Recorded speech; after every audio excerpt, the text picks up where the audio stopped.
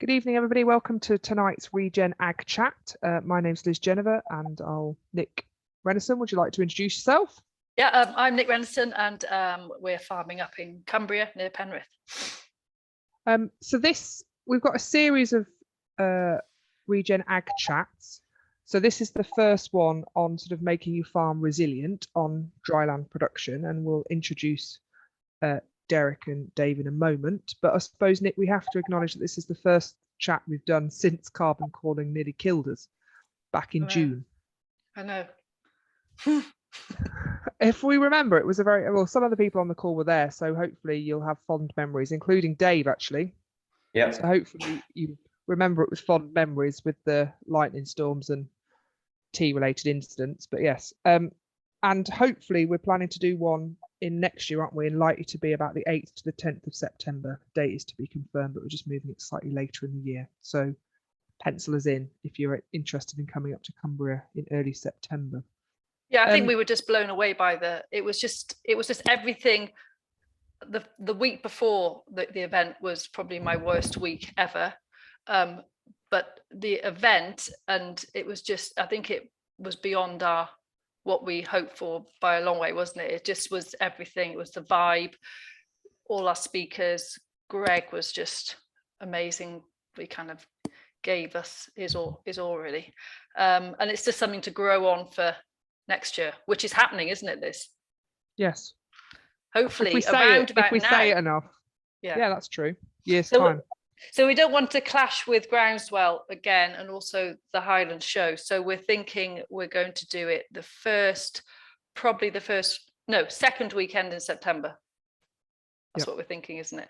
So we're having a meeting in a couple of weeks to start planning that. So if anyone's got any ideas or any keynote speakers that you can recommend, just get in touch. And what's happened since sort of the last month? So you're planning a grazing talk imminently. Sorry, grazing workshop. Yes. Oh, well, we do quite a lot of farm walks and stuff, and they always take longer. The walk around always takes longer. There's always, you can go on for hours. So I've taken the plunge, and Reno is kind of on side. I just need to get him to perform on the day, but we're doing a grazing course here just because we've kind of done this rotational grazing and then kind of going into taller grass grazing, and we've changed what stock we've got here. So it's very much a farmer to farmer day, and it's full. So that's I've just got to make a big stew. That's my next job, to feed everyone. But no, it should be good.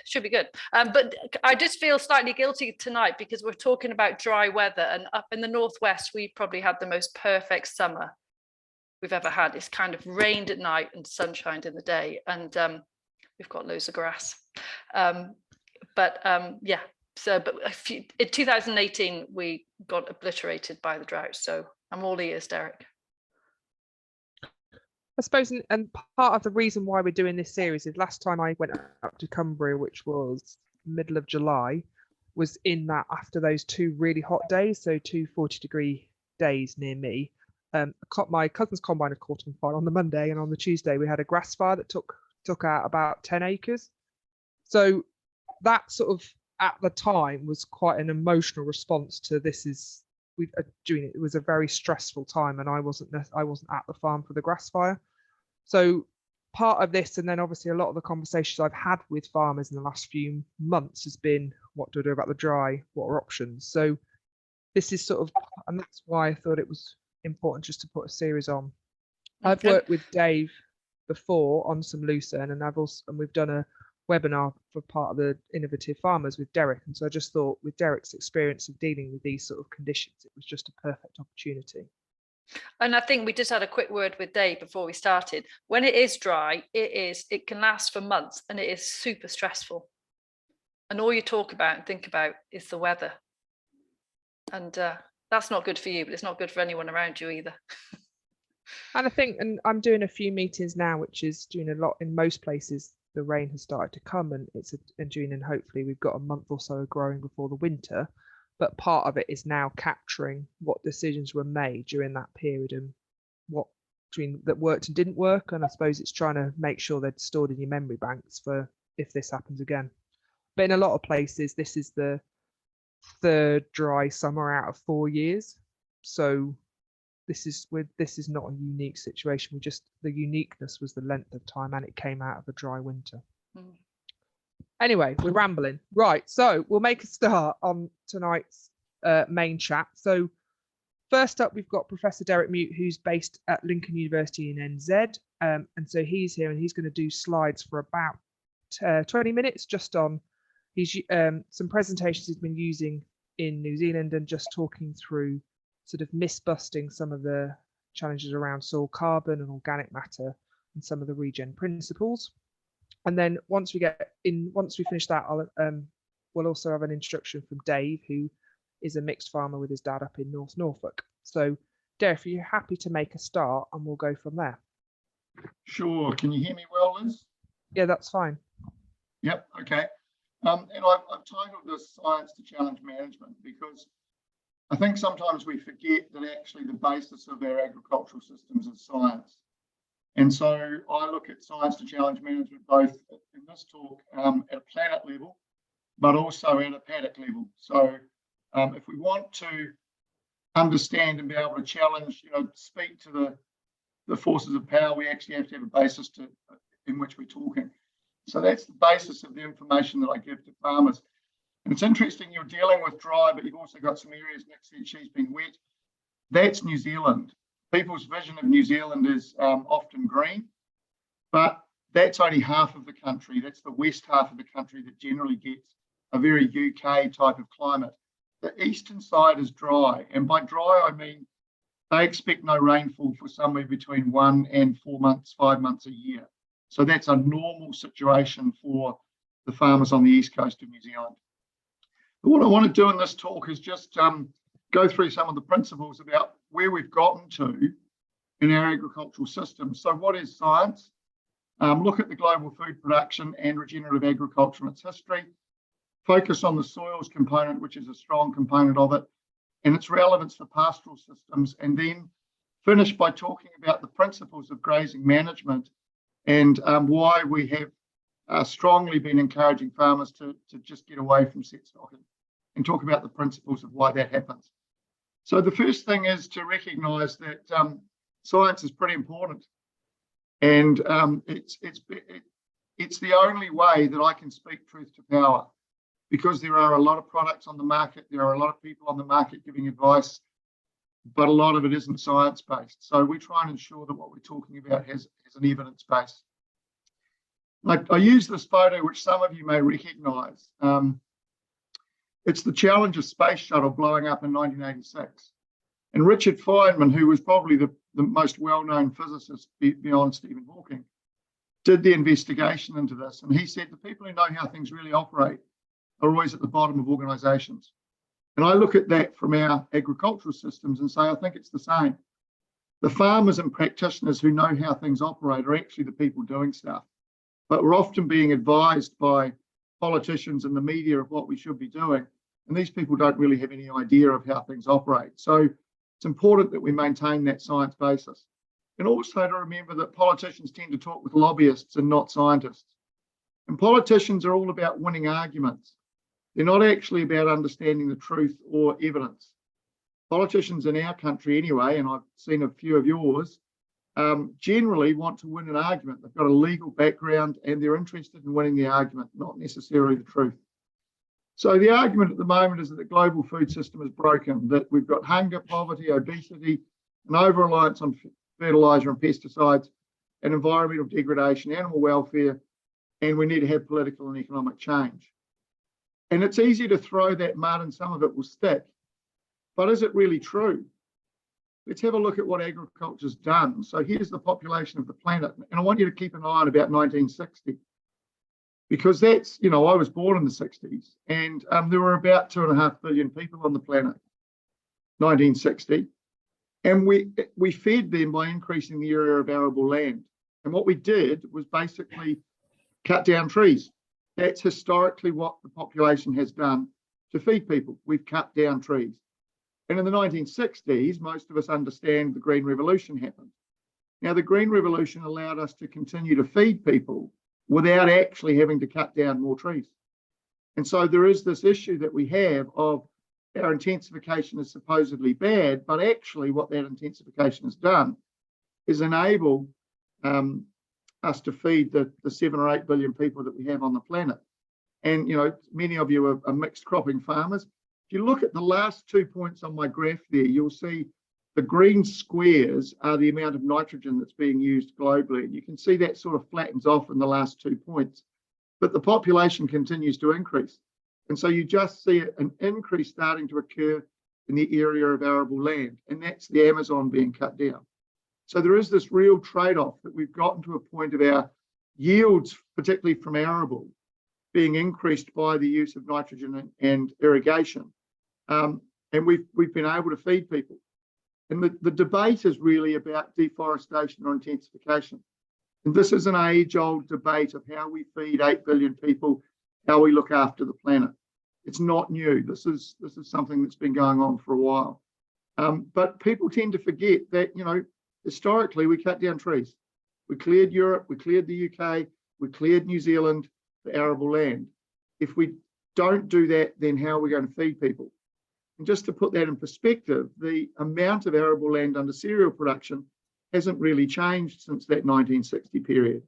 But if we hadn't intensified, we'd need about 4 times as much land to feed the population as we have already. So that's the planet component. You know, that's what we're dealing with. So we've had a lot of people suggest we should do this through organic agriculture, and that's been around for 20 or 30 years now. And if you look at the organic versus conventional agriculture, on average, organic production is about 20% lower than conventional agriculture. So what that means is that's fine if you can find a market. And I'm not saying anyone should not be an organic farmer. If you can find a market and get paid for it, great. But in New Zealand, we don't get paid for it. So we have to look for production systems that maximize our production. So if we're going to have 20% less production overall, we need 20% more land area. That's the reality of the situation. High yields from conventionals. And most recently, coming out of the UK, that very quickly goes around the world, organic pasture is the worst possible thing, with one of your most vocal critics quoted here in the Guardian of saying that, you know, organic pasture is not very good, etc. So there's a lot of pressure on the systems that we're operating. We need to understand the foundations of those systems so that we can defend them, and so that we know which things are good and which things are not. So in general, regenerative agriculture has friends. We've talked about sustainable agriculture, agroecology, or organic agriculture, and they were very fashionable between about 1980 and 2015. The term regenerative agriculture, I haven't got time to go into it in detail, but it was created in the 1980s and really picked up in about 2016, driven by NGOs and multinationals. So it's not really a science-based, research, evidence-based philosophy. But there's public demand, and therefore in New Zealand particularly, the government has responded by putting money into regenerative agriculture and trying to get a clear definition of what it actually is. Underlying it is, how do we feed 10 billion people? And I know in developed countries, we sort of go, well, we've fed pretty well, that's okay. But, you know, this is the underlying planet situation that we have. So regenerative agriculture, from a science perspective, has had very few science publications, less than 50. But they've been cited about 200 times. But if you look at the popular press, it's regenerative agriculture or regenerative farming are looking like a COVID curve. They're just taking off exponentially. So it's a really big space that's happening at the moment. And there's a whole gamut of people in New Zealand that are taking on the term of regenerative. Those that are at one end who are saying, we've got to stop using fertilizers and stop using herbicides. Others who are saying, actually, there's some principles here we need to grab. So defining it is very difficult. But if I put all of the data together, what we find is that regenerative agriculture has some principles that it works with.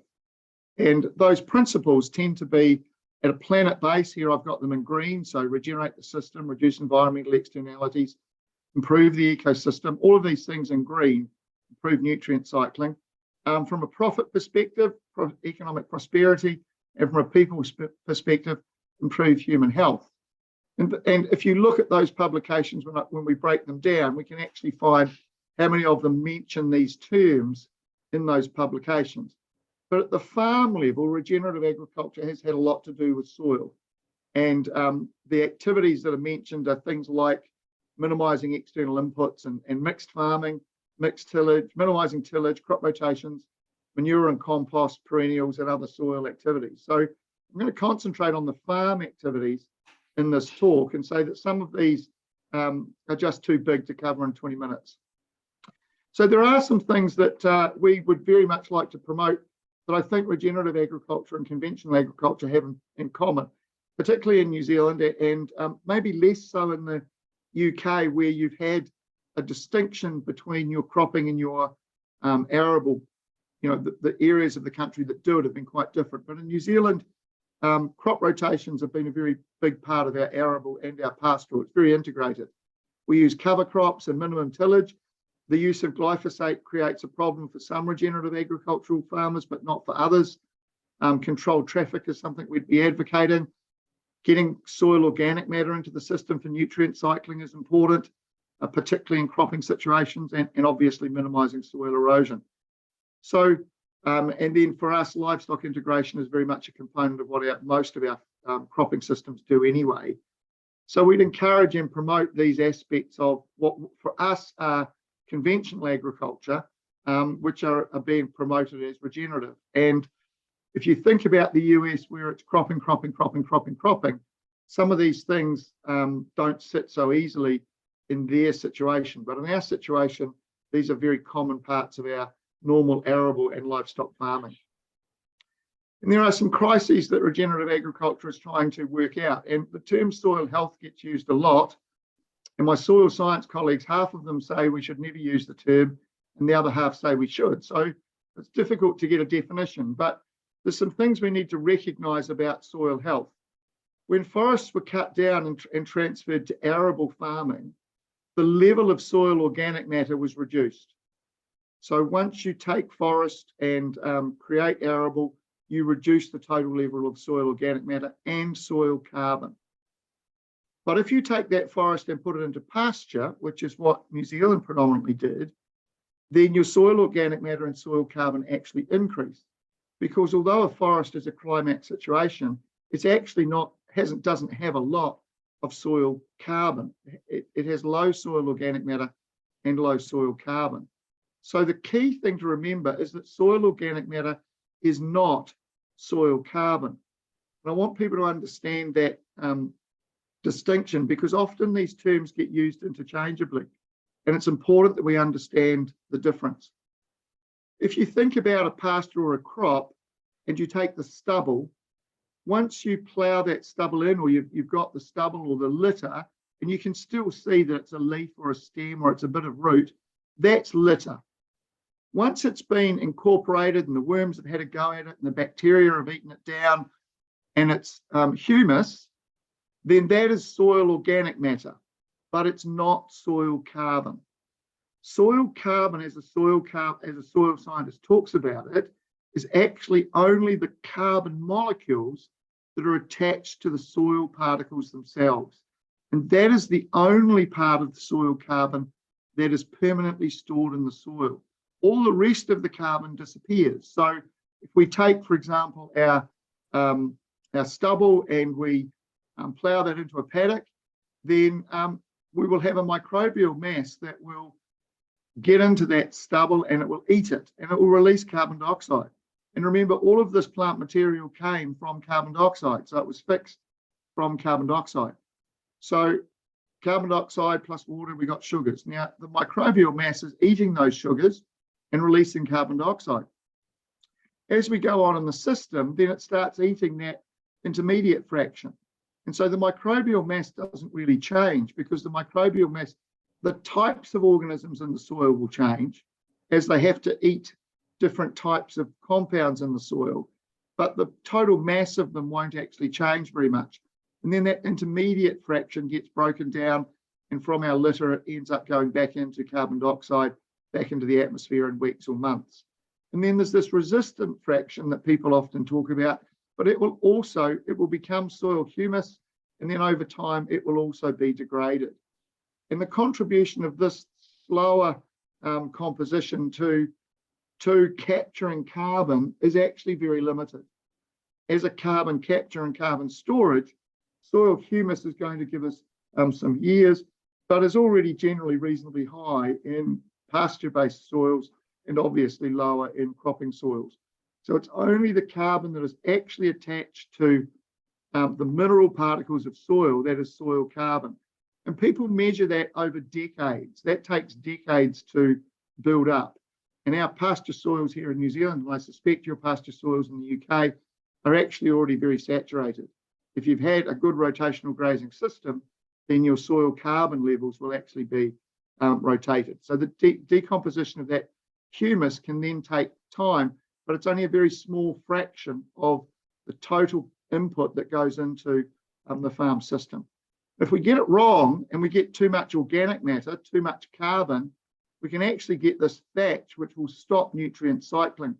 So there's a balance to be had between having soil organic matter that can be broken down and having too much carbon in the soil, which in this case is a very high carbon level and will stop nitrogen cycling.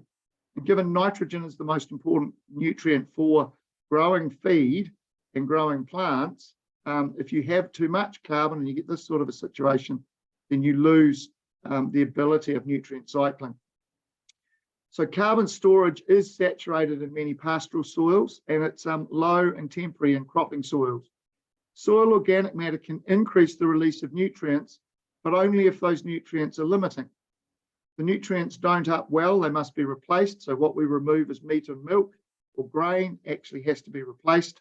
And if we put the soil organic matter back into the soil, it won't actually replace all of those nutrients because that crop was grown off nutrients that were in the soil. So the product you removed contains nutrients that must be replaced. If we think of regenerative agriculture in the first principles, there's an emphasis to try and use nitrogen fixation, and that's important, but nitrogen fixation also requires phosphorus and sulfur, phosphorus being the energy source for nitrogen fixation to occur. So there's no free lunch.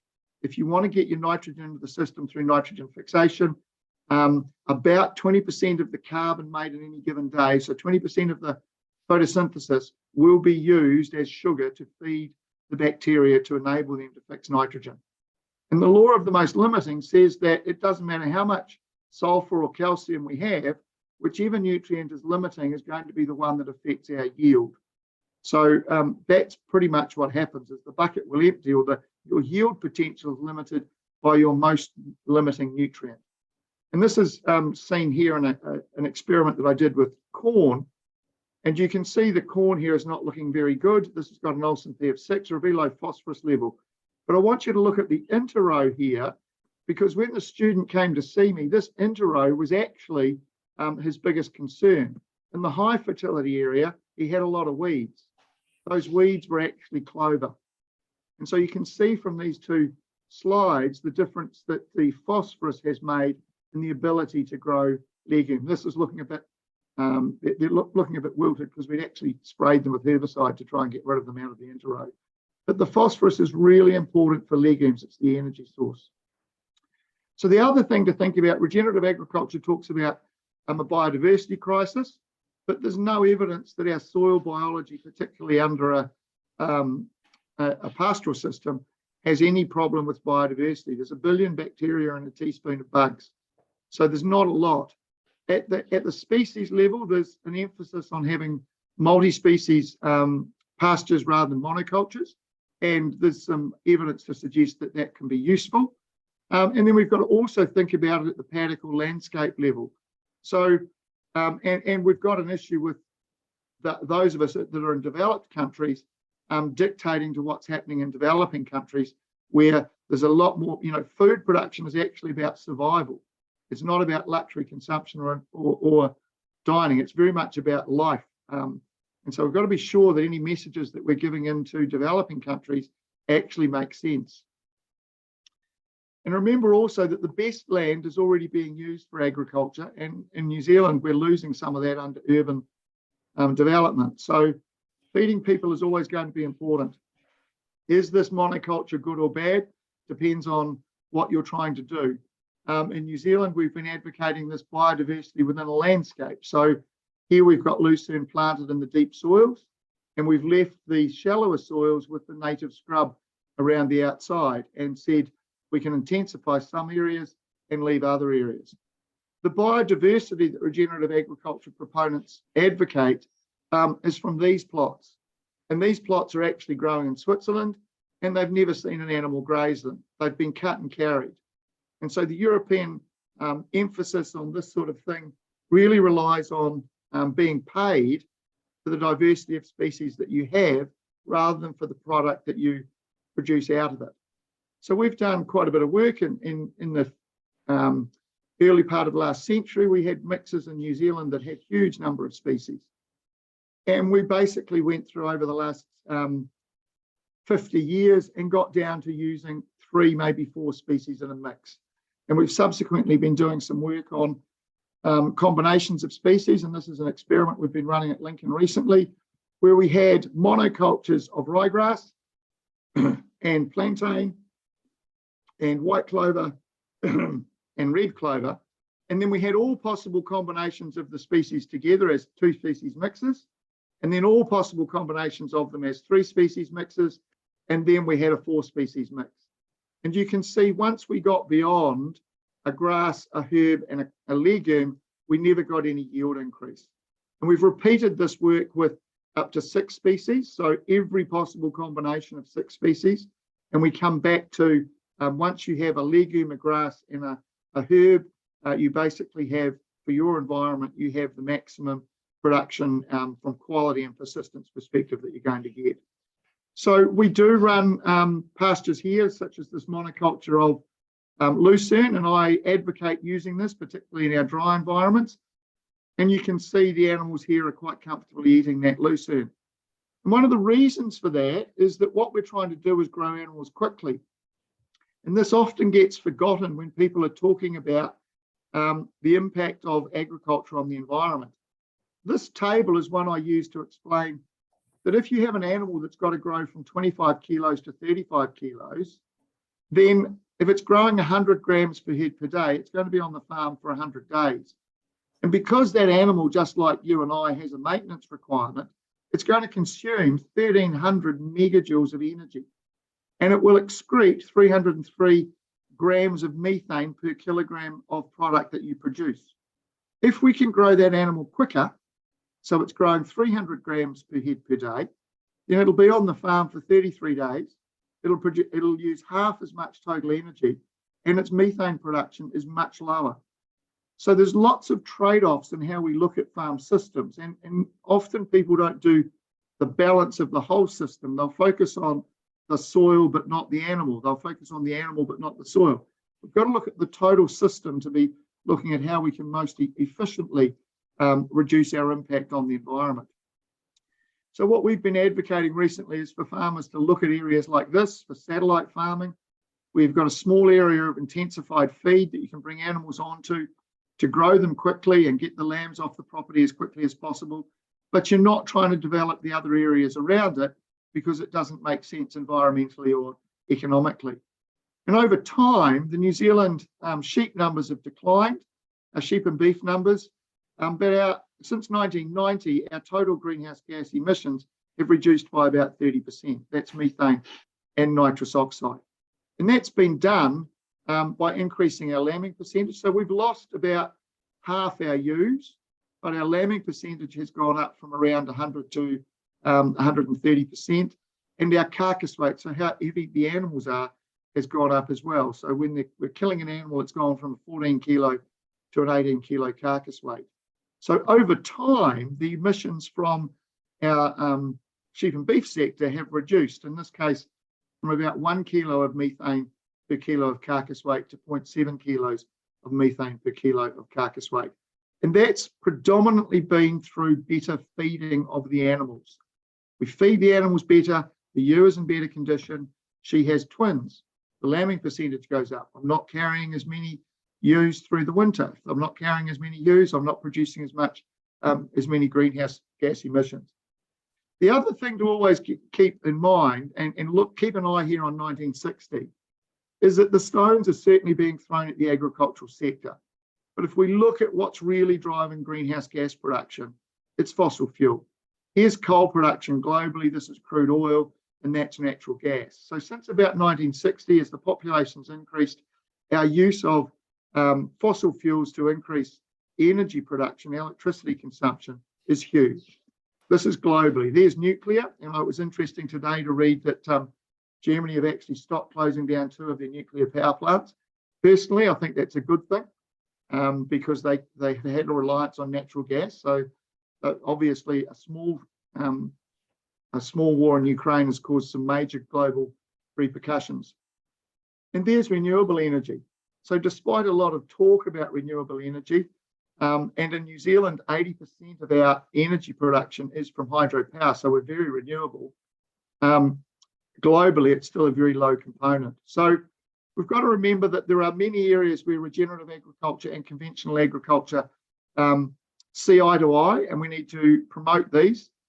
And we need to recognise that regenerative agriculture generally has had a cropping basis, and there's less information from a pastoral perspective. And so it tends to sometimes not, the proponents sometimes don't deal with the diversity of agricultural systems in time and space. The soil crisis and biodiversity crisis are also not universal. There are some areas where there's certainly a problem, but other areas where they're not. Fix agriculture and failing food systems are old mantras and easy to say, but as all of us know, they're not necessarily so easy to fix. And we've got to also remember that the emphasis and pushing of agriculture does actually distract from the major driver. So in New Zealand, we see this as politically expedient, but potentially offering a market opportunity rather than a solution. I'm just going to finish by going through a little bit about my support and advocacy for some of the components of ReGen Ag, and in particular rotational grazing. I think it's really important that people understand how plants grow. So to get nothing else out of my talk, I want you to remember this. When a plant is short of carbon, then its priority is to grow leaves. Now, carbon is what it's grabbing from the atmosphere as carbon dioxide to join with water to make sugar. So if a plant doesn't have enough leaf area, it will stop growing its roots and it will put more energy into growing leaves. So if I'm constantly removing the leaf area, the plant is going to be carbon limited and it's going to have a shoot growth priority. If it's water or nitrogen limited, it will decrease its leaf area and increase its root growth, which makes sense. It's looking for what's scarce. So it only gets so much carbon in a day and it chooses to put more of it into its root growth to seek out water or nitrogen. So we must allow the rebuilding of root reserves seasonally or within rotations to ensure that we have good root growth in our plants. This diagram's a little bit complicated, but it's the basis of all agricultural systems.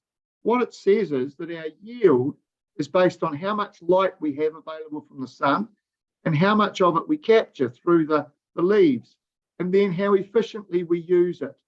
And that efficiency of use depends on whether the plant has the right temperature and moisture. But most of our temperate C3 plants, wheat, ryegrass, they use energy or light energy at the same efficiency. So this figure is quite conservative.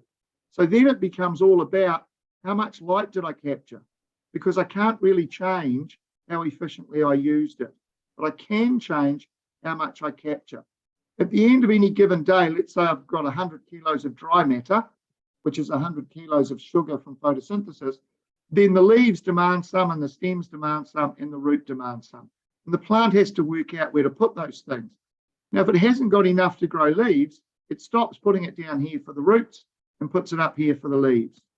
So here's our canopy energy capture device. This is a lucerne canopy. And what it's doing is capturing light.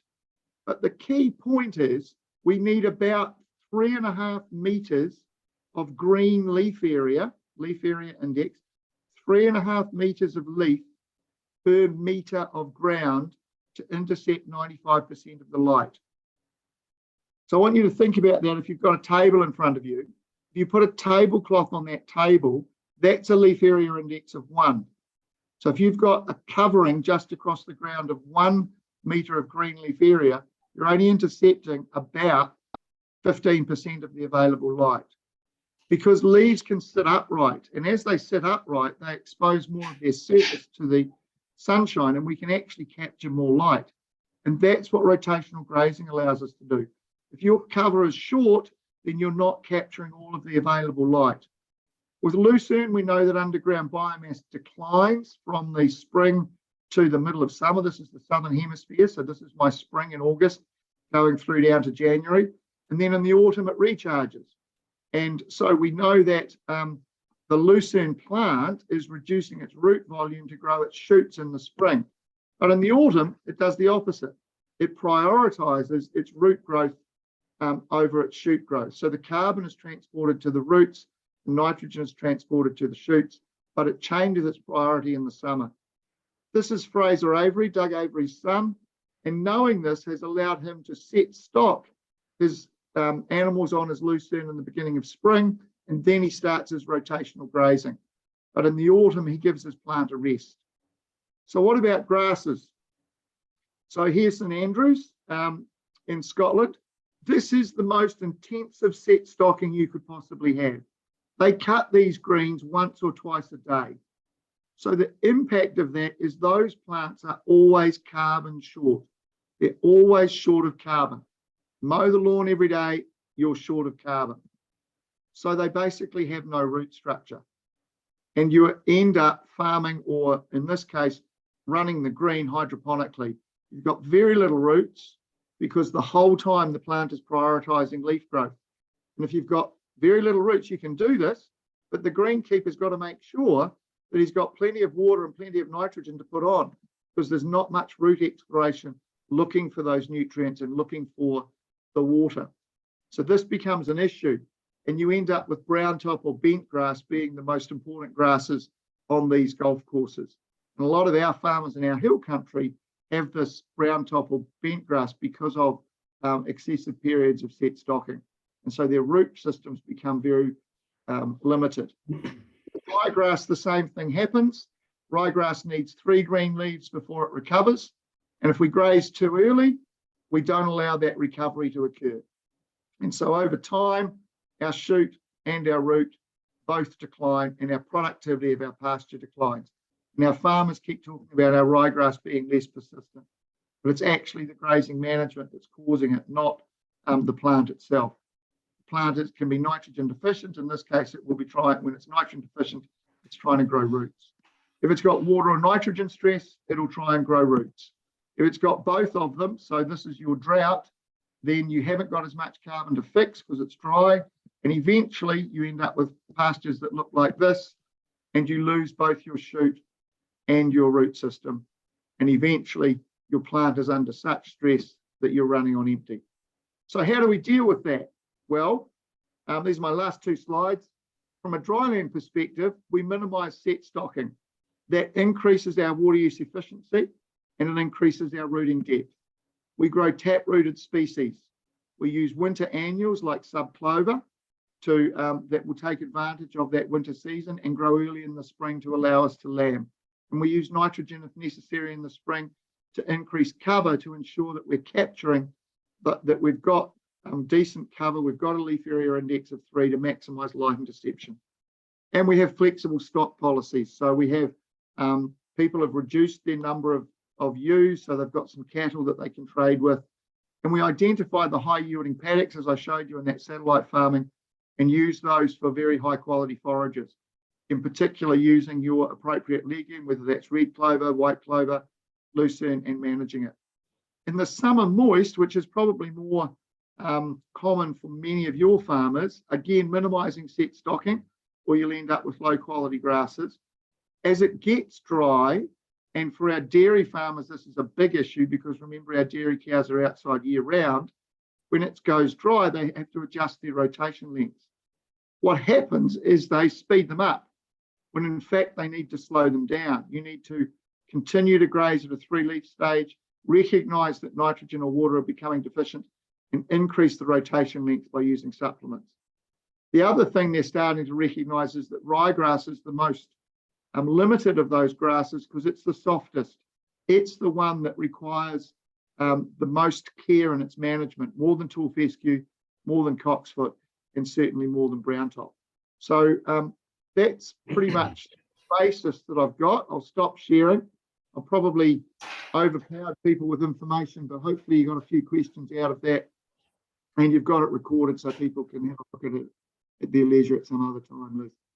Thank you. We'll just deal with these few questions. I apologise that I have forgotten to tick the chat function, but if you've got any questions, if you can just use the question answer bit and I'll deal with it. So yeah, that's my fault. Apologies for that. So quick one from John. What happened? This is back to the example where you had the maize in rows and you put a herbicide to kill the clover. What happened when a herbicide is used to kill clover in the maize crop?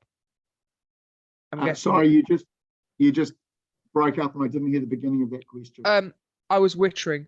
The question is, what happened when herbicide is used to kill clover in the maize crop? I'm guessing it was a specialist herbicide for clover. Yes, it was. It was selective, so we could take it out. But it's an interesting question because we have actually been advocating, that was an experiment for the student on the maize crop, but we have actually been advocating people don't do that, that if they've got clover, you can actually put clover underneath a maize crop and you can allow it to grow. You know, bare ground is going to be covered with something. So you've either got to do weed control or you can think about using a legume. Now, our farmers haven't picked that up very much because they often use a product called atrazine, and atrazine in their maize crops has a residual activity and therefore it actually kills the clover. But the US in particular, there were some people who were doing a lot of work with Trifolium ambiguum or Caucasian clover and undersowing that under their maize crops so that they had the ground covered with a legume. It could fix some nitrogen and do some weed control for them. Yeah, but in this case, we used a specialist herbicide. And there's some work over here in sort of undersowing maize with grass. So to try and just cover that soil and particularly with nutrient loss or potential soil loss as well. And my question would be why that isn't a legume. So, would it be about? Not necessarily. Anyway, I'll come back to that. I don't have the answer. I'll come back to that. So, in terms of Derrick's slide pointing to using one legume, one grass, one herb, how critical is the selection of which one in each category, or do certain combinations do better in certain sites? Yeah, certain combinations will do better in certain sites, but we've really come down to 4 main legumes that we use in New Zealand. Lucerne is a monoculture or in some grass mixes, but that's for areas that have, and I'm metric, so I'm going to say 650 mils of rainfall, and I can't quickly convert that to inches. It's about 24 inches. 24 inches, right. So 24 inches. So monocultures of lucerne. We're using red clover and white clover in our higher rainfall environments as the main legumes that we're using. A mix of red and white clover does the same as a red clover or a white clover pasture. The red clover is always short-lived. We get about 2 to 3 years. But one of the things we've been advocating for farmers who are ryegrass farmers is to think about putting, for example, red clover and timothy as a mix to start with. Having 2 or 3 years of that is a very high quality pasture that they have to rotationally graze, but it will grow animals quickly and it'll keep condition on ewes. And if they want to, they can take that for a hay crop or a silage crop because it's very high quality. And then drilling in ryegrass afterwards, after a couple of years. So they've had a benefit of very high quality pastures. If you put too much ryegrass in a seed mix, and in New Zealand, the seed companies advocate, 20, 25 kilos of ryegrass, you don't end up with species like timothy. They just get out competed at establishment. So you've got to think about how you get these other species into a mix. Okay, and just following on from that, in terms of the herb, so there was a question about plantain. How useful do you find plantain in those dryland mixes? In the dryland mixes, it's useful if I think about the plantain and say I'm going to grow plantain and clover. If I do plantain and red clover as a mix, then the plantain can be very useful in that mix. Plantain, red and white clover is one of those specialist finishing type pastures. But realistically, when we've been having a lot of work done on trying to put plantain in our dairy mixes, there's a lot of evidence trying to suggest that it's reducing nitrate leaching, etc. It doesn't survive. When you put plantain in with the grass mix after 2 years, it's not there. So we're not seeing a lot of benefit of having plantain when you have a grass. It's very difficult for the plantain to compete. But in dryland mixes, and I'm talking these low rainfall environments, we've got success with plantain and subclover. That's a permanent pasture that we've had for about 8 years. And the plantain is regenerated and the subclover is regenerated. But I don't think yet any of your areas are dry enough to be wanting to do that. My suggestion would be if people have got dry areas, they look first at the use of lucerne, the way Dave's doing it and those sorts of things, before you move into the plantain. Okay. Question sort of from Legume Lover is, does birdfoot trefoil have a similar autumn root priority to lucerne, i.e. should we be managing it in the same way as lucerne? With acid, he has acidy soils and high rainfall. Yep, and I don't think anyone has ever looked at it. So I don't think that research has ever been done. But my suggestion is the most important thing for birdsfoot trefoil is the grazing management, to give it a period of recovery. After each grazing, it's got to recover. Very easy to lose it out of a pasture if you overgraze it. So it may be that autumn is helpful, but that work's never been done. No one's dug the roots of trefoil. Okay, and then a follow on, I suppose, from that about root nodules. So again, Legume Lover has dug up a red clover plant which was sown last season, so it's greater than a year old, and basically the nodules didn't look active. What are the reasons why that plant could not be or would not be fixing nitrogen? So that's a really good question. Legumes only fix nitrogen when they can't get nitrogen from the soil. So if you've grazed that pasture and there's a urine patch or some nitrogen being returned, the plant will shut down nitrogen fixation because it costs the plant about 20% of its carbon. So the plant is in control of nitrogen fixation. So there are several reasons why you might have nodules that don't look active. One is you've got high levels of soil nitrogen, in which case the plant shuts down that fixation. The other is it could be cold and you're coming out of winter. And so if the plant isn't growing very actively, it doesn't need very much nitrogen. So again, it shuts down nitrogen fixation because it's not actively growing. So I wouldn't be concerned about not seeing nodules unless this was the middle of summer and the plants are not thriving. But even then, in the middle of summer, if you dig them up and there's no nodules, it could be because there's actually plenty of soil nitrogen. So yeah, going on recently, it might be adding to it. It was the summer, so it was recent. Can you just clarify whether it was dry? I guess I know that doesn't necessarily affect it, but just in terms of a bit. Yeah, but it will. If it was dry, then the plant also will have sloughed off those nodules. If the plant is under stress, the way it protects itself, it says I'm shutting down. And part of that process is I'm no longer going to give 20% of my wages or 20% of my sugar to the legume nodules. So water stress, temperature stress, water stress, both dry and waterlogging, will cause nodules to disappear. But those bacteria are then in the soil, so that once the plant starts growing again, it will immediately start that process back again. They don't die, the rhizobia are around and they'll come back into the system. And there was just and also the second bit of that question, was it to do with a boron deficiency or anything soil-wise? Do you think it could be worth investigating that? The one that would be most likely would be molybdenum. So boron could be, but often it's molybdenum if the soil pH is low. So if it's if you've got an acidic soil, then it can be that you've got a lack of molybdenum available. So on our pastures in New Zealand, we advocate that people use molybdic super or molybdic with phosphorus every 5 years, just to ensure that there's molybdenum available. The process of...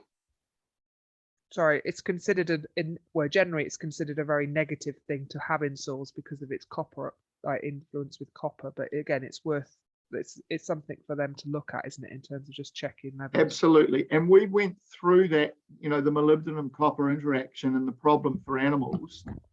And so we've had a generation of farmers for the last 25 years grow up who have never put any molybdenum on. And we're actually finding molybdenum deficiency on some farms because Dad knew he had to keep putting molybdic super in the mix, but the person who's come in latterly hasn't. And so there is that interaction that you've got to be aware of. But in the main, if you haven't got legumes growing, it will be molybdenum is the trace element most likely to be causing that issue. Just a couple more and then we'll go to Dave. One is how important are specific varieties of these various species, particularly lucerne? Are you interested in variety, or do you do variety testing in chicory or lucerne, or are you look, we do all of that, but for me, I always tell farmers, buy the variety that has the best backup. So who's your best agronomist? Because the species makes more difference than the cultivar. Okay, so it's more important that you choose the right species. Is it lucerne? Is it red clover? Is it white clover?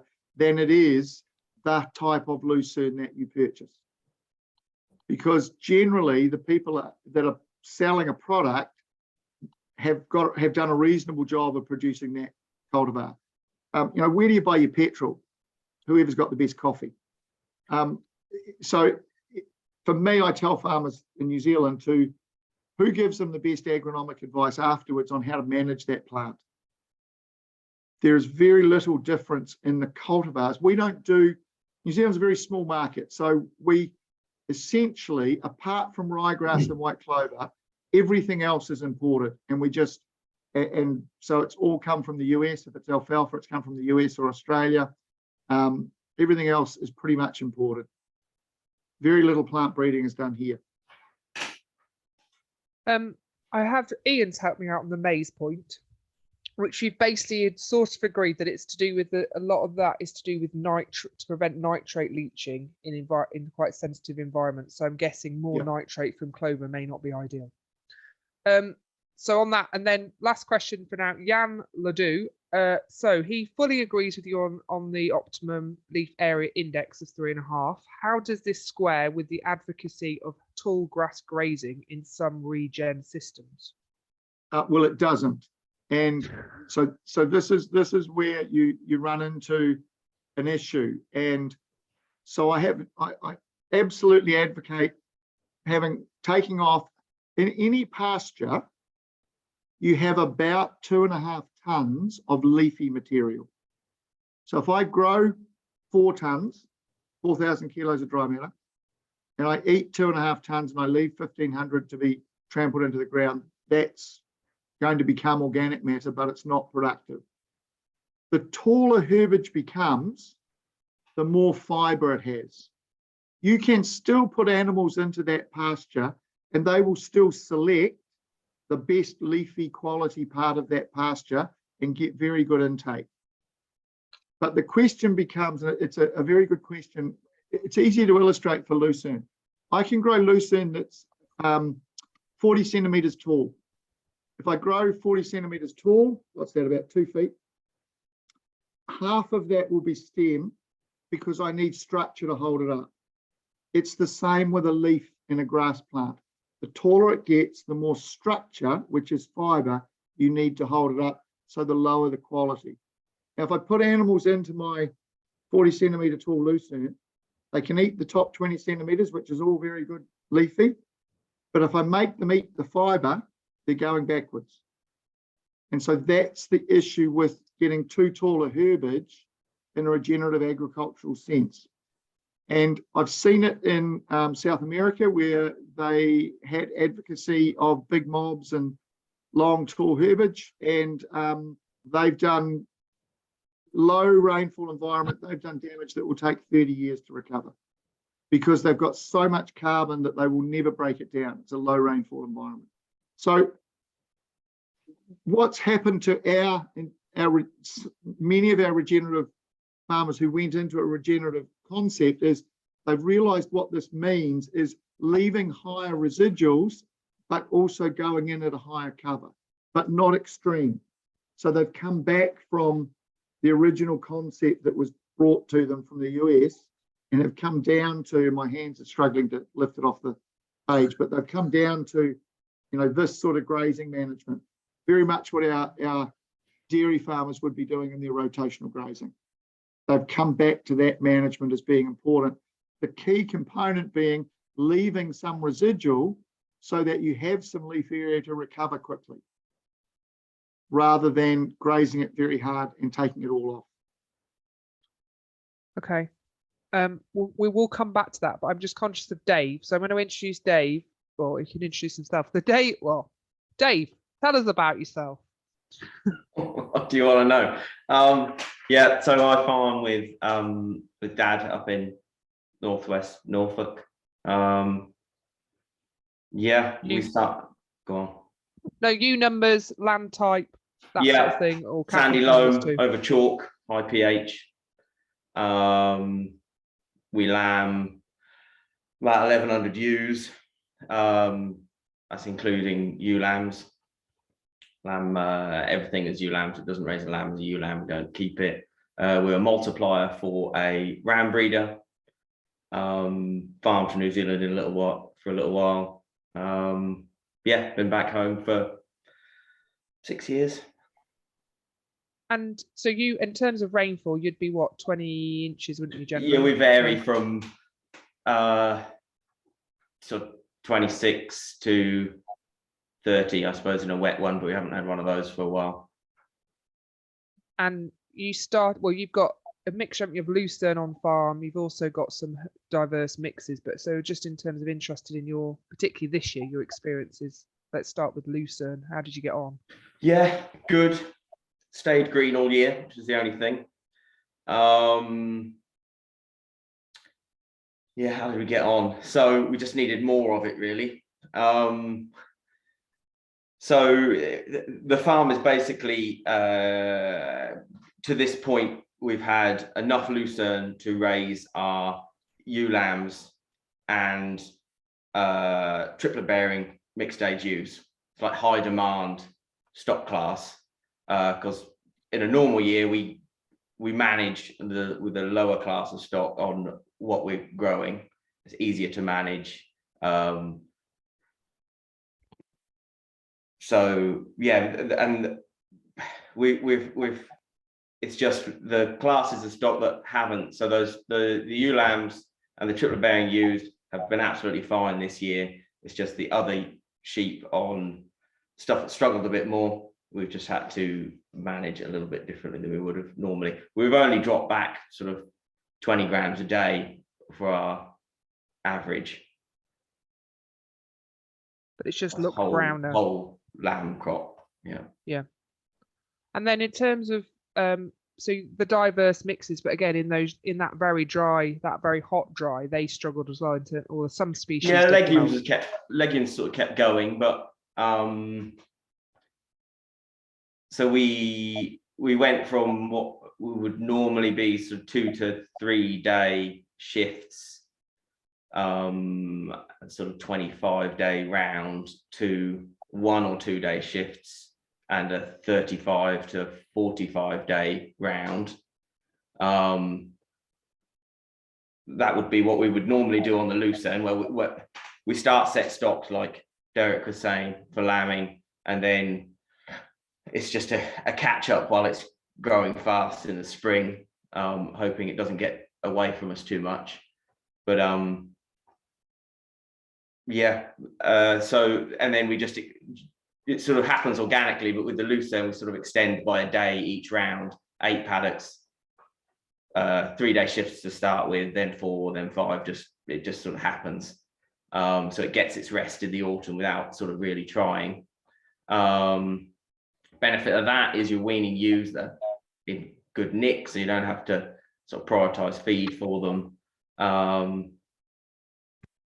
But yeah, with the multi-species, grass browned off in mid-June with us this year. And then the herbs started to slow down and the red and white clover sort of kept going, but it was the first thing to respond as soon as we got rain. So do you mean it's been what, 3 weeks since significant rain, hasn't it? You had a lot. So yeah, so everything's now mainly recovered, or flying now.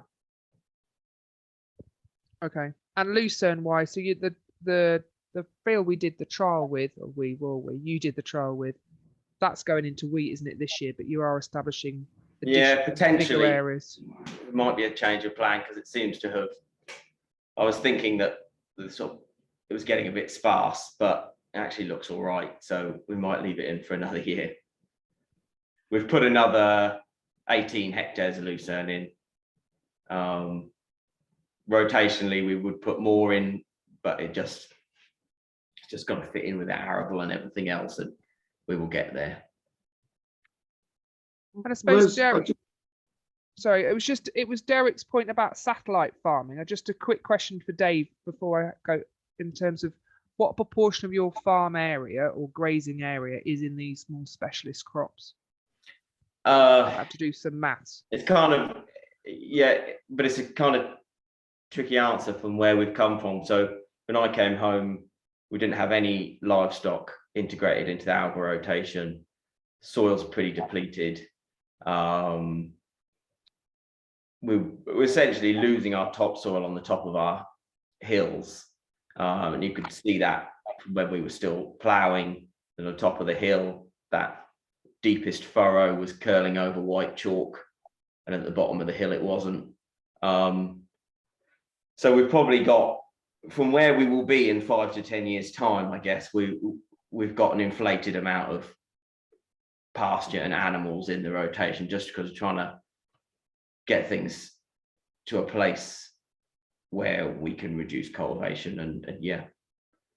But at the moment, so to answer your question, what do we got? It would be about 2/5.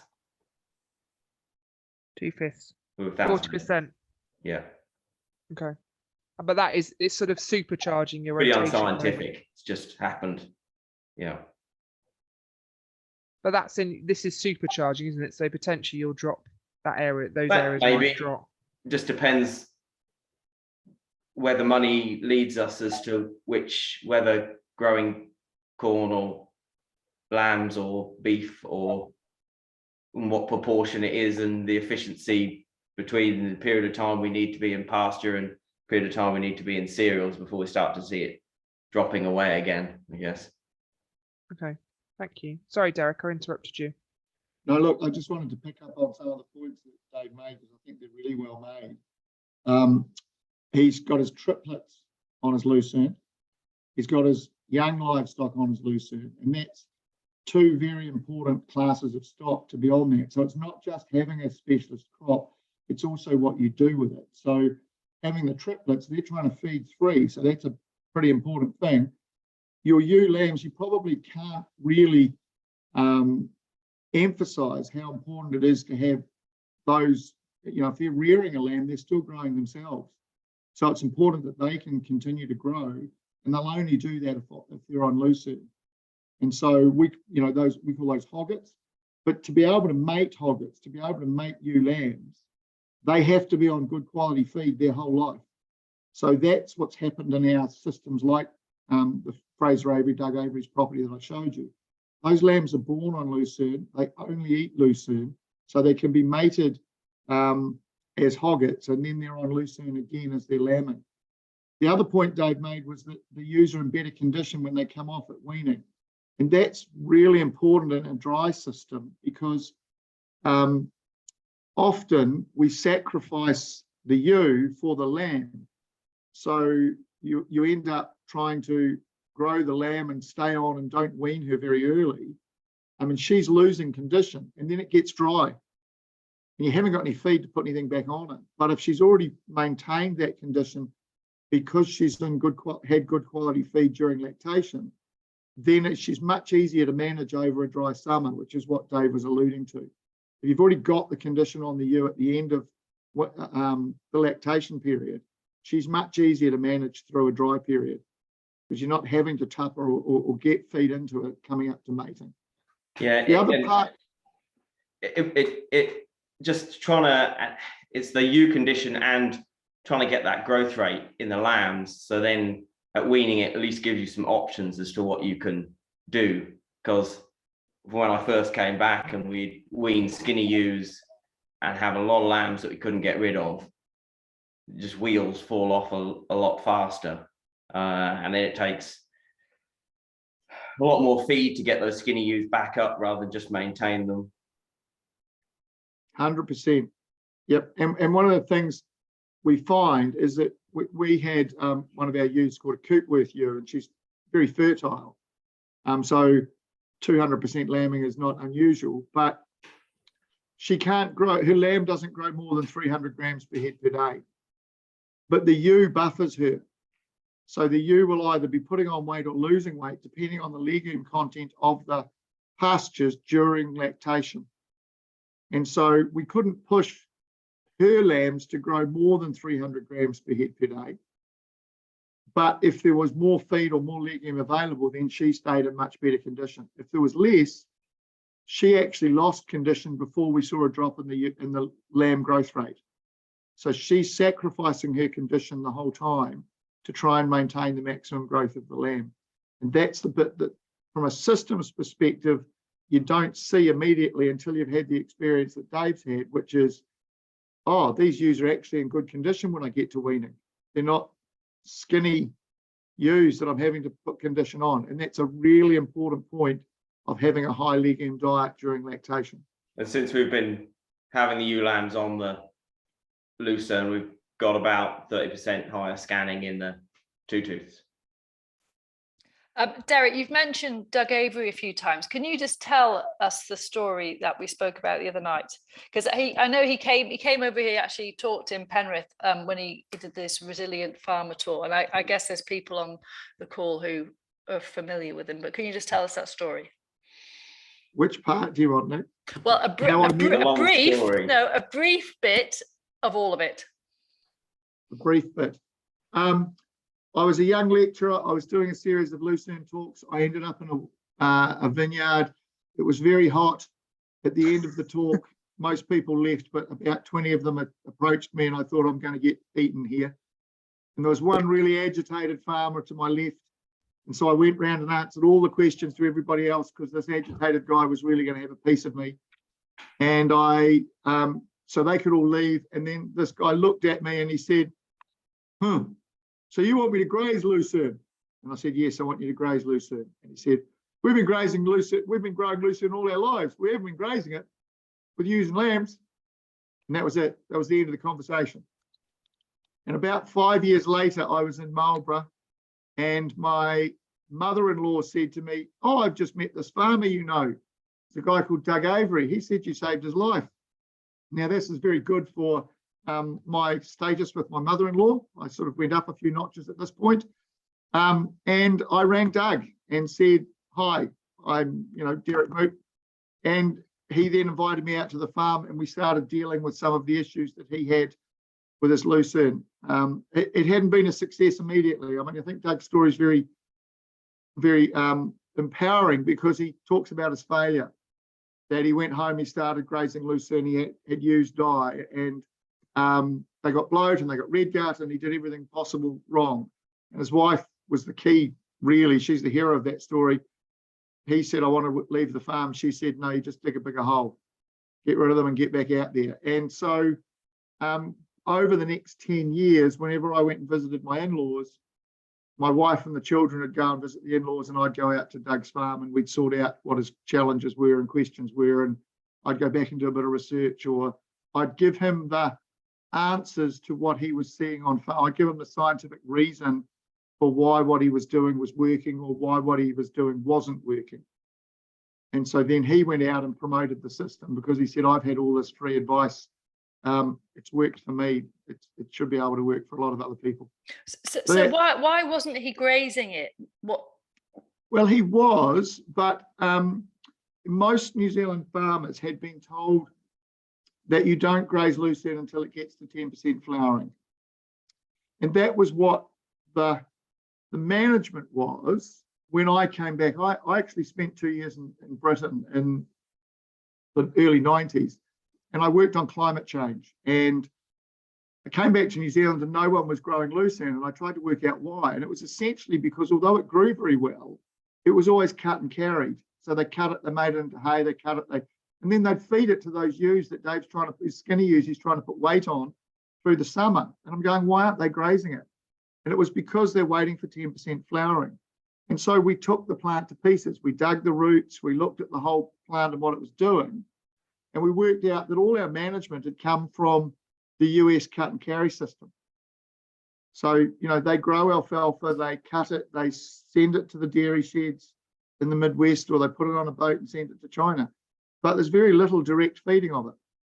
So that's when we went in and said, okay, actually, this can be a major feed source for you in spring. And, you know, Dave has had the benefit of that because he started off by going, I can set stock my lucerne at lambing. Well, it took us 10 years to be confident enough to do that when I said, actually, I think we can do this. Because as farmers like Doug got more and more lucerne on their property, there was less and less area to lamb onto. So we had to put a light stocking rate on the lucerne, and we had to get onto it earlier than we'd ever gotten onto it. And as Dave indicated, you know, when it gets going in the spring, it really gets going. So you've got to have a power of animals to be able to eat it. So, you know, it took us probably 5 or 6 years to really nut out all of the management challenges that Doug was having with doing it before he became incredible, you know, really successful in doing so. We had to work out all of his questions, animal health issues. I had to become an expert in areas that I didn't have any expertise. But most of it came down to management. And I think that's a key message. You know, my key message for you is you can grow more pasture if you rotationally graze.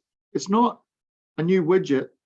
And I think a lot of us tend to try and we give responsibility to the seed merchant or to the FERT rep or whoever else by saying, give me a product that's going to do X, Y, and Z, when actually most of the change we can make on farm is to do with our own management. And our successful farmers are good managers. They're good feeders of pasture to livestock, and they seek out good people to give them good advice, but they are good grazing managers. Thanks, Derek. There's just a few. Sorry, Nick. No, There's go. Couple of quick fire questions on lucerne. Can lucerne be grazed by cattle successfully in the UK? Most seem to be silage with a little bit of sheep grazing. So we saw a picture of some cattle grazing lucerne. And that's why I put that picture in, because I know it causes angst. There are farmers in New Zealand that have put cattle onto lucerne, had a couple die, and will never do it again. There are others that are doing it successfully. It comes down to management and understanding what the risks were. What I always say to people is all of the dairy cows and all of the beef cows in South America are grazing lucerne. That is the main feed source for all of their livestock production. That's how they feed them. They then, you know, some of them end up in feedlots, but yes, you can direct feed. There are other animal health issues that go with it.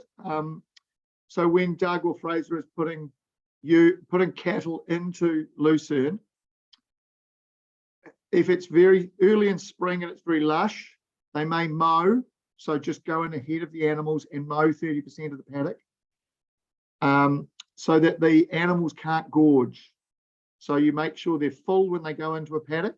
You shift them a half a day earlier than you think you should shift them, not a half a day later, because if they're hungry, they'll go in and they'll gorge.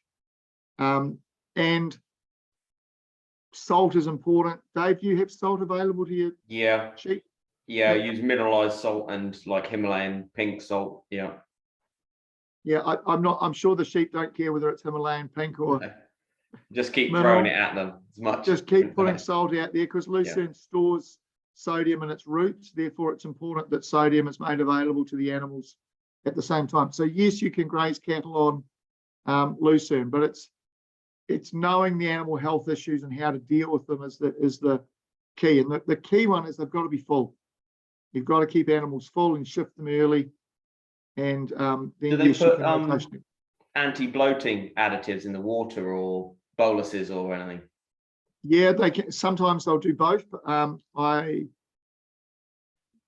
the property that I showed you with that photo was those cattle probably had a bolus. Okay, they're older cattle, they're heavy, they've probably got a bolus. I've got dairy farmers that have got lucerne that they're integrating into their grazing dairy systems. They'll put bloat oil in the water and they'll just graze the lucerne for a couple of hours a day. So as they're filling the animals up with grass, and then for the 2 hours before milking, they'll go on to the lucerne and they'll strip graze the lucerne. And then so a lucerne paddock near the parlour or something. Correct. So they're getting a top up of the legume component of their total intake. So yeah, there's ways around, and you know, there's ways of doing this. Management is the key to all of these things. Yeah. And there's another question really on red gut as well. So in terms of how you sort of reduce that risk of red gut. I'll let Dave go first because he's getting all the questions that every farmer who grazes lucerne gets is, you're going to kill all your animals. So Dave, they're all dying of red gut. So we do the pre-mowing in the spring. Once we start the rotation, we feed roughage, feed salt. That's about it, really. Just keep them moving. And in terms the of roughage is the red gut bit. It's the scratch factor in the And you do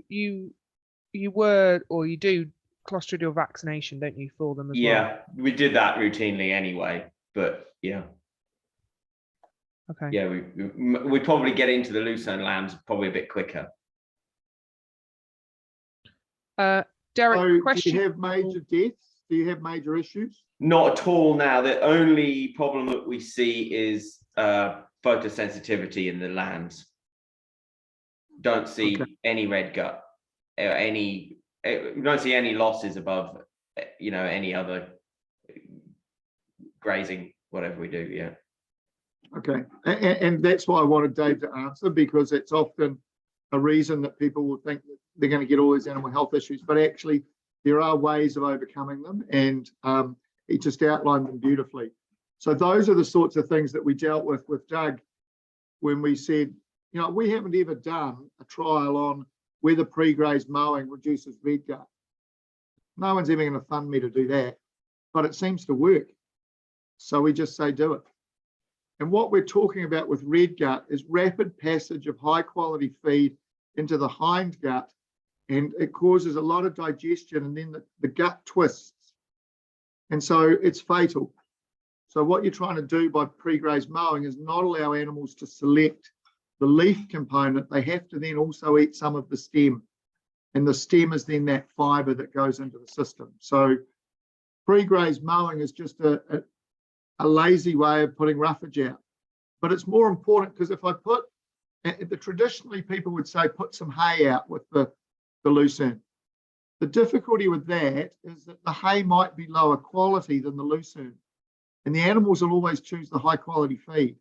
And so you can't ensure that the animals will go and eat that roughage. Although it's certainly important to put it out, I think the pre-graze mowing is the key to actually avoiding the red gut issues that are there, that can be there.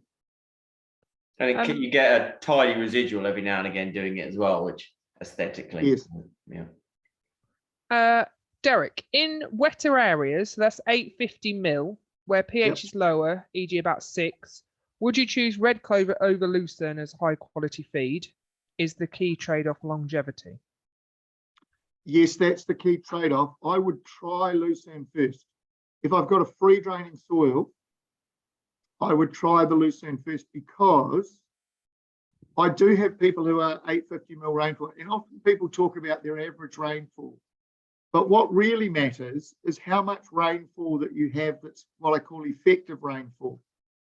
So we have areas here that would be 1,000 millimetres of rainfall, but they get 500 mils of it during the winter. So it's not actually that effective. They still have a period of 2 or 3 months of quite dry in the summer, and they've got free draining soils. Once you've had rainfall, if the bucket's already full and you get more rainfall, it's not effective. It's draining out the bottom. So if you've got warmer conditions and that 850 rainfall environment is free draining soils, I'd go with lucerne first, simply because of the fact that, Dave, how long are your lucerne stands lasting? We're in year 5 now.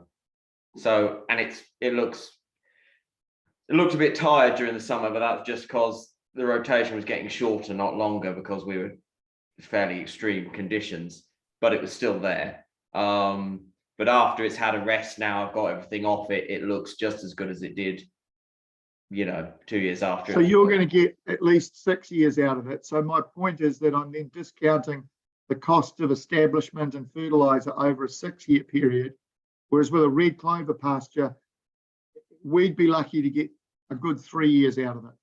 I think you could manage it pretty badly and still get 3 or 4 years. That's for your lucerne. Yeah. Yeah. Whereas, And if you managed, you could kill the red clover in 1 or 2 probably if you managed it really badly. Yeah. So if I was trying in that environment 850 rainfall, I would probably try the lucerne in a paddock that's if the paddock's got some slope and it's a south or a warmer facing slope, rather than the bottom of the valley where and that's okay too, but remember that's the coldest part of the farm and it's also where the water runs to. So if there's any contour at all, the warmer contours are the parts of the farm that I'd be putting the lucerne into first. There's just a quick question on what are you mentioned the Timothy and red clover mix earlier. People are just interested in the sort of seed rates or what's that mix look like? It looks at about 8 kilos of red clover and a kilo of Timothy. And the biggest issue we have is that most of our contractors can't drill that low a seeding rate. But Timothy is a baby seed. It's a really tiny seed. It's smaller than white clover. Just to clarify, that's per acre seed rate? That's per hectare. Per hectare, wow. So, yes, that's per hectare. That'll test them. So these are very low sowing rates. Seed merchants won't like to hear that. No, they don't. No one has coffee with me at conferences. No free hats for you. No, I don't get the free hats. Last 2 questions. The one is, can you put lucerne in a multi-species mix? I suppose that links to we had a quick chat, didn't we, about the trial you've just started? Yeah, that's a really good question. And the answer is yes. So we've done a lot of that. We've done lucerne in just binary mixes. So lucerne with cocksfoot, lucerne with tall fescue, lucerne with brome.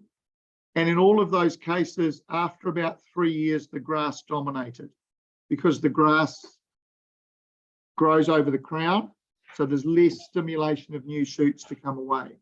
And the live weight gains of those paddocks were always related to the proportion of lucerne in the diet. So in the first 2 or 3 years, there was no difference between the monocultures of lucerne and the binary mixes of lucerne because the lucerne dominated. But after that, those grass mixtures had lower animal production because there was less legume. We've just started a multi-species, as in 15 species lucerne-based system. So I've just been funded literally in the last week to do an experiment of an Olsen P of 10 versus 20 with our conventional lucerne system, a lucerne monoculture with cocksfoot and subclover as our main pasture, compared with a multi-species lucerne-based mix. And that had 15 species in the mix, including plantains and chicory and some grass and all sorts of things. Immediately apparent in that is that the lucerne struggled in the lower phosphorus environment. So that's the challenge in a multi-species environment, is the grass is going to dominate the phosphorus because it's got more roots. So the lucerne struggled more in that. We've established this pasture, but we'll see what happens. We've got a 6-year funding window to look at that experiment over time. We'll use regenerative grazing management practices on the multi-species mix. So we'll shift the animals every second day or so. So they'll be on a fast rotation, slightly taller residuals, as you were describing earlier, compared with my conventional dryland system. So it should favour the lucerne, shouldn't it? From the spectrum of species, you manage it for the lucerne. You would think in a dry environment you might check the grass, but I suppose that it's setting seed and getting more. Yeah, the difficulty, the short, quick rotation, the possible problem is that the animals may just go in and take off the lucerne and leave the grass because they'll eat the most palatable stuff first. Yes, you would, yeah. So there's a bit of, we're just going to see what happens. I'm keeping an open mind. I've got a technical advisory group of regenerative agricultural farmers who are advising us how they want this grazed. Yeah. And just to clarify, 10 Olsen P is equivalent to our index 1, and a Olsen P of 20 is index 2, just in case people weren't aware of how that categories. We have categories that describe them. Anyway, right. Quick question for Dave. What's your set stocking rate, stocking rate at lambing on your lucerne? So if it's ewe lambs, which we did singularly ewe lambs for the first 2 years, 6 to the acre. So, but ordinarily with ewes, it's 5, so 12 to the hectare. On the multi-species, it's 4 to the acre, so 10 to the hectare. And how long are they on there, Dave? What do you call the set stocking period? So we rattle into to get our lambing window small as possible. So generally, if we're tucked up for space, I put the second and third 10-day cycles on the lucerne, just because of quality dropping off on the other pasture for those later born animals. So we'd get them out there 2 weeks before the first ones are due, and then probably 10 days or I sort of do a bit of a passive shift to begin with. Like I'll push the sheep up to one end of the field, put a fence up. That might happen a week after lambing, if I can do it gently at a time when they're all up one end anyway or whatever, and then I'll gradually just get it started. So they'll be in a full proper rotation sort of 2 to 3 weeks after the last one's lambed. So does that mean on the worst lucerne paddock, they might have been on there for 4 or 5 weeks? Yeah. So, and that's if at a low stocking rate, 4 to 5 weeks over lambing, it seems to be okay. We're managing to do that. And how much cover have you got when you're going into those? How much? Kind of depends on the spring, because the lambing date is fixed, but the temperature. Yep. We haven't had one where it's been too short to start. Generally, sort of between 10 and 15 centimeters. Okay, so Dave's just 20. He's giving all the answers that that's why it's better having a farmer do the talking, because those are the answers I'd have given as well. So, the reason we weren't doing it was because I grew lucerne that was 70 centimeters tall and it still hadn't flowered. And here I was waiting for 10% flowering. I'm going, this is madness. Why are we doing this? So science to challenge management. The science is this plant in the spring is acting like all our deciduous trees. It's taking a whole lot of carbon and nitrogen from below ground and pumping it into the above ground. But in the autumn, it's doing the same as your deciduous trees, taking the nitrogen, particularly from the leaves, and storing it under the ground. And as long as we understand that, we can then understand how to manage the plant. But if you look at it from a So if you disregard the sort of stigma around the whole Regenerative brand, it ticks a lot of the boxes in itself. You know, Absolutely. You've got, high cover soil cover all the time, no nitrogen, thatch. Rotational grazing, Yeah, fast growing animals, off the farm with their heads cut off quickly, good water good quality use. infiltration. Yeah. Yeah. So, yeah, I agree. Perfect. Thank you very much. We've just got to just at 9 o'clock. So, but thank you very much. There's one question, but it'll open a hornet's nest. So, I might just type Go the on, answer. Liz. Go on. Final question then. Is it possible to successfully rotational graze with sheep only? And I'm guessing that's from a wider system perspective, not just lucerne. So do you need a mixed sheep cattle enterprise to do it well? No, you don't. No, you can do it successfully with sheep. Absolutely. Yeah. We're just sheep at home. But with an occasional mow, or I suppose it's thinking about priority stocks or priority stock and adjusting and giving the ewes a bit of a tougher time at certain times of the year. Yeah, well, if you come into autumn and you know, obviously during spring, priority is ewes and lambs, and then it's weaned lambs. And you're hoping that your ewes are in good shape so they can take a bit of weight off. After mating, we do a clean-up graze, so their requirement is pretty low at that point when they're on maintenance.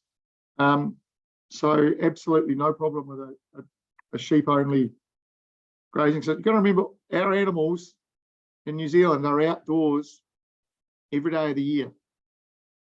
So these are full sheep farms where they're, 2,000 ewes or up to 10,000 ewes. They're outdoors the whole year. So big mob grazing up will clean up a paddock quite quickly if there's dead material. And in the autumn, when they've got a low requirement for themselves, they're not trying to raise a lamb, then you can take some weight off them or maintain their weight on much lower quality feed than they require during lactation. For us, the key is to get the lamb growth up, so you can get the number of lambs as a mob down after weaning, so you can reset paddocks with the ewes and not have a great big group of lambs that are going to catch up to them. So if half of them are gone, so you've got a decent rest period after you've reset paddocks with just a great big group of ewes. So just a couple of quick questions for you, Dave. How long till weaning? So how many days till weaning? On the lucerne, it's about 70 to 80. And then on the others, it's about 100-day weaning. But I think we should probably shorten it. But at the moment, it's 100 days on the conventional. And at a 70 to 80-day weaning, are you getting any animals prime that you can send away to the works at that point? What's your target weight for that?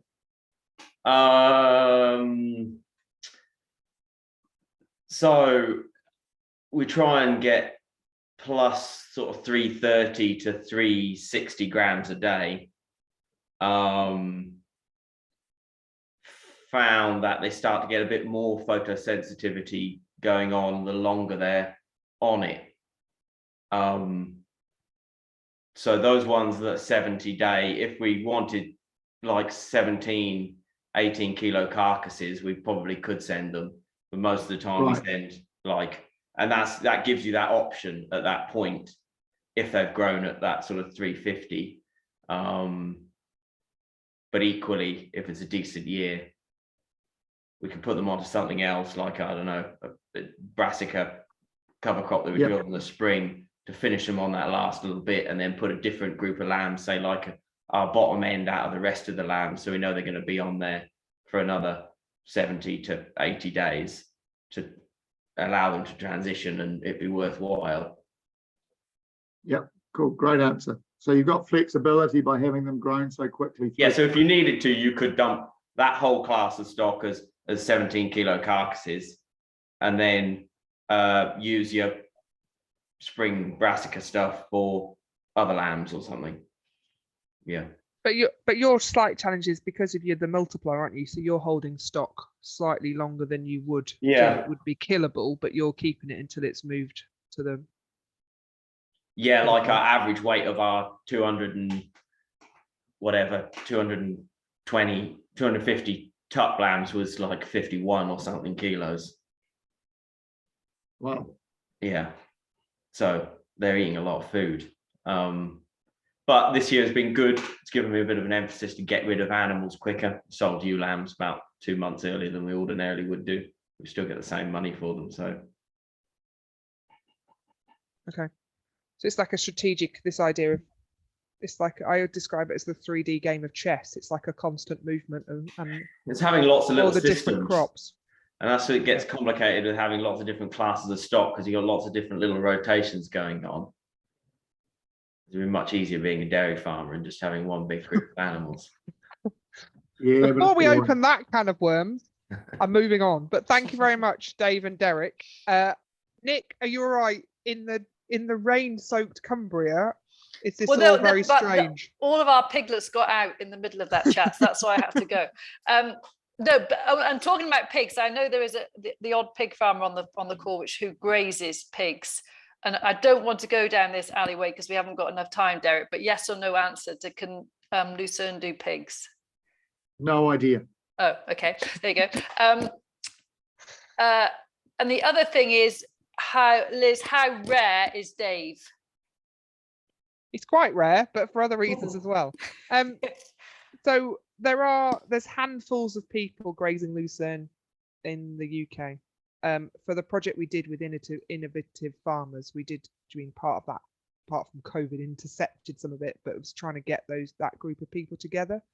But this year or years like this always trigger more people to start putting it in. So I know of a handful more that are putting it in this autumn to then start a similar system next year. Because I think Dave could set up another sideline, Dial Dave. And then my last question. For what? Yeah. My last question was: are seed companies, are the people like Derrick, well, not professors, but the seed company people, are they up to speed? Just for me. On what? Well, up to speed with giving the guidance. No. Oh. Generally not. Everyone that told me when we first went down the road, they advised we didn't do it and that we mowed it. So yeah. Yeah. And The as sort of Derrick alluded to, me about that, Liz, is you said a lot of people are putting it in this autumn. That really worries me. Establishing lucerne in the autumn is a difficult task. and I would always be advocating spring establishment if possible. I think for these systems, it's following an arable crop, so it is an option. But yeah, we've probably fresh in their mind as well, just going through a drought. And it's been quite nice establishment conditions in the autumn, but I take the point in terms of making sure it's doing it if we're still warm enough and the soils are warm enough for it to be okay at the moment. We've also just lost our only herbicide to control fat hen or anything like that in lucerne. Well, not just, about a year ago, 2,4-DV. So for us, it's been a little bit easier to establish it in the autumn because the fat hen limits its height that it's going to get to, and it's a bit less competitive. But yeah, we can do another session on that at some other time, Liz. Okay. Possibly need a part 2 to this. So Nick, what's your key thing? What's your key take home from today? My key thing is I think Derrick is more regenerative than he thinks he is, and don't reply. Mute him, Liz. Mute him. And also just it's just farmers like Dave just doing it, and I think that is hugely valuable. And it's just we need more Daves, I suppose, just to try things.